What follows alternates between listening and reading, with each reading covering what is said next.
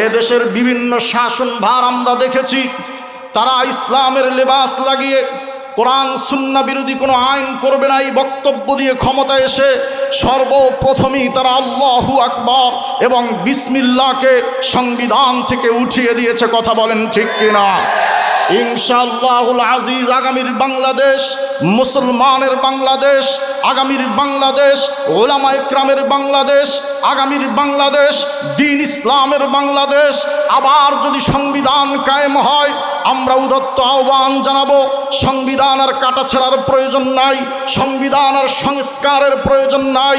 মোহাম্মদ আলী জিন্নাহ কয়েদে আজম যেরকম আজ থেকে 60-70 বছর আগে পার্লামেন্টে দাঁড়িয়ে বলেছিল এই পাকিস্তান মুসলমানদের সংবিধান হবে কোরআন, ডক্টর ইউনূসকে আহ্বান করব, আপনারও আর সংবিধানে হাত দেওয়ার প্রয়োজন নাই।